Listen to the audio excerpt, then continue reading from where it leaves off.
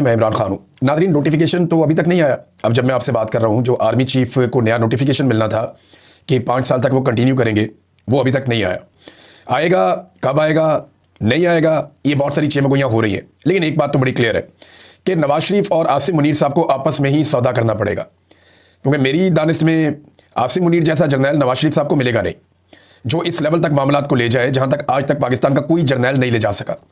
पाकिस्तान में डिक्टेटर्स भी आए हैं, पाकिस्तान के अंदर बड़ी तबाही फिरी रही है, जमहूरियत को बहुत मरतबा अंडरमाइन किया गया, लेकिन इसके बावजूद ये पहली मरतबा पाकिस्तान में कोई ऐसा मिलिट्री जनरल आया जिसके दौर में ख़वातीन तक के ऊपर हाथ डाला गया, बहुओं, बेटियों और बहनों तक पे हाथ डाला गया। इस लेवल तक आज तक पाकिस्तान की तारीख में कोई जर्नैल नहीं आया था। चादर और चार दीवारी फिर भी महफूज रही थी, चाहे वो ज़िया-उल-हक का दौर हो, चाहे वो किसी का भी दौर हो। अयूब खान के दौर में फातिमा जना मादर मिल्लत के ऊपर अटैक किया गया, उनके ऊपर घटिया चीज़ें की गई, लेकिन जो ख़वातीन थी, नॉर्मली जो आवाम थी, वहाँ पर ख़वातीन महफूज रहीं। लेकिन इस मरतबा माओ बहनों, बेटियों, बहुओं का भी ख्याल नहीं रखा गया। तो नवाज शरीफ को इस लेवल तक जाने वाला दूसरा कोई और जर्नैल मुझे नहीं लगता कि मुयस्सर होगा, जिस हद तक आसिम मुनीर साहब गए हैं। तो सौदा आसिम मुनीर और मियां नवाज शरीफ साहब के बीच में ही होगा, जो मर्जी कर लें। अब नोटिफिकेशन जो है, इसमें अफसार आलम साहब ने भी एक स्टेटमेंट दे के एक नई कहानी सुना दी है, और जो अफसार आलम साहब कहानी सुना रहे हैं वो गवर्नेंस की है। वो मैं आपको बताता हूँ क्या है, लेकिन मेरे ख्याल में वो भी छोटा इशू है। गवर्नेंस पाकिस्तान की मिलिट्री एस्टेब्लिशमेंट यानी फौजी क़यादत या सियासी क़यादत का तो इशू ही नहीं है। इनका इशू पाकिस्तान भी नहीं है, इनका इशू अपना अपना ज़ाती मफाद, अपनी अपनी सियासत और अपनी अपनी कुर्सी है, और उसके लिए ये दुबले हुए फिरते हैं। अब देखें ना, अफसार आलम कह रहे हैं कि फौज सिविलियन हुकूमत पर उंगलियां उठा रही है कि उनसे मईशत नहीं चल रही, और ना ही तकरीरियाँ मेरिट पे हो रही हैं, काबीना में करप्ट लोग लगाए गए हैं। दूसरी तरफ जो सिविल हुकूमत है वो अपनी कारकर्दगी बेहतर करने की बजाय ये कहती है कि आप कौन सा दूध से धुले हुए हैं, आपके अंदर भी तो फला फला बंदा इतना इतना माल बना रहा है। इल्ज़ामात के खेल में नुकसान पाकिस्तान का हो रहा है और पाकिस्तान के लोगों का हो रहा है। हकीकत यही है कि सिविल मिलिट्री दोनों अतराफ करप्शन और नाअहल अफराद दोनों तरफ मौजूद है। अच्छा, ये अब अफसार आलम साहब कह रहे हैं कि वो ये हकीकत जानते हैं। अफसार आलम वो सहाफ़ी हैं जो इस वक्त एस्टेब्लिशमेंट के चहीते हैं, और एस्टेब्लिशमेंट की तरफ से उन्हें सत्ते खैर है, और आजकल उनका सर कढ़ाई में है, सारी उंगलियां घी में, तो आजकल तो वो कुछ भी कह सकते हैं। लेकिन उनका ये मानना है कि चाहे PMLN की हुकूमत है, जिसके वो बड़े करीबी हैं, नवाज शरीफ साहब ने उनको ओहदे भी दिए माजी में, वो नवाज शरीफ और मरीम नवाज की गाड़ी में ट्रैवल भी करते हैं, और बड़ी कुर्बतें हैं उनकी शरीफ खानदान के साथ, और साथ में उनकी मिलिट्री एस्टेब्लिशमेंट के साथ भी बड़ी कुर्बतें हैं।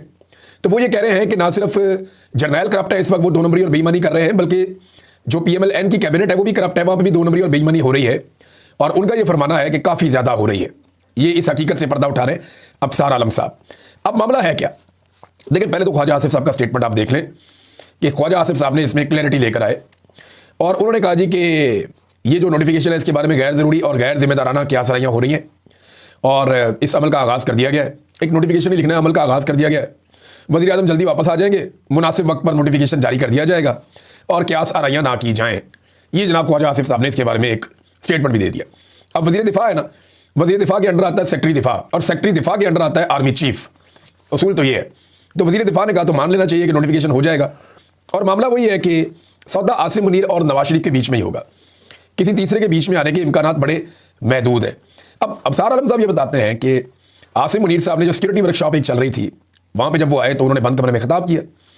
उसमें उन्होंने एक जुमला बोला और एक नवाज शरीफ का जुमला, तो ये दोनों जुमले उन्होंने आमने सामने खड़े करके ये तासुर दिया जैसे सिविल मिलिट्री ताल्लुकात ख़राब हो रहे हैं। जुमला सिंपल ये था कि जनाब आप 2 ख़ानदानों के ग़ुलाम हैं, या आप 2 लोगों के ग़ुलाम हैं।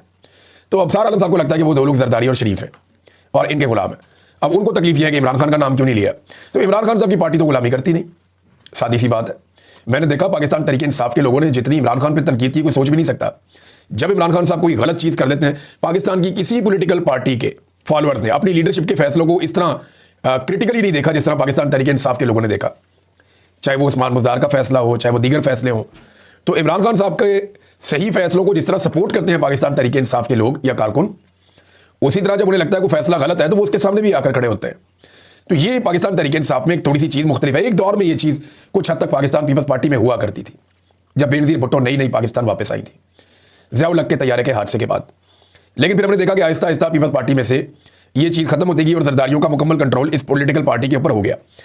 अब नाज़रीन, रोला जो है ना वो परफॉर्मेंस का बताया जा रहा है। फौजी कहते हैं कि सिविलियन काम नहीं कर रहे, सिविलियन कहते हैं कि फौजी काम नहीं कर रहे, वो कहते हैं कि हम काम करें, आपकी ख्वाहिशें पूरी करें। तो देखें, इसको थोड़ा और सिंप्लीफाई कर देते हैं। इसको मज़ीद सिंपल आप ऐसे कर दें कि काम चल ही नहीं रहा। अब आप चाहे एक के ऊपर डालें या दूसरे के ऊपर डालें, काम चलना ही नहीं है। ये जो कह रहे हैं ना फौजी भी पैसे कमा रहे हैं, शहजाद अकबर साहब ने एक खबर दी, उन्होंने बताया कि जनाब एक बड़े फौजी का भाई उठाया गया, बड़ा बदनाम है। तो कुछ अर्सा पहले मुझे कुछ लोगों ने बताया कि ये बंदा जो उठाया गया है, ये खुद तो फौजी नहीं है लेकिन बहुत बड़े फौजी ऑफिसर का भाई है। ये दुबई में बैठ के मादनियात के और पेट्रोलियम के सौदे करता है, और ये अरबों रुपए के सौदे करता है और ठेकों के जो है वो कारनामे सर अंजाम देता है। अब ये कहानियां इसके बारे में मार्केट में काफ़ी दिनों से थी, लेकिन उसके बाद अब पता चलता है, जो शहजाद अकबर साहब की खबर है कि ये बंदा गिरफ्तार हो जाता है। गिरफ्तार क्या होता है, उठा लिया जाता है। फिर ये कहता है जी मैं अकेला तो नहीं, मेरे साथ तो वो भी है, वो भी है, वो भी है, वो भी है, ये सारे मेरे पार्टनर हैं, फलाना फलाना भी इन्वॉल्व है। तो यहाँ तो जिसको हाथ लगाओ, वो तरबूज वाले कहते हैं ना, जड़ा पन्नो ही लाल है।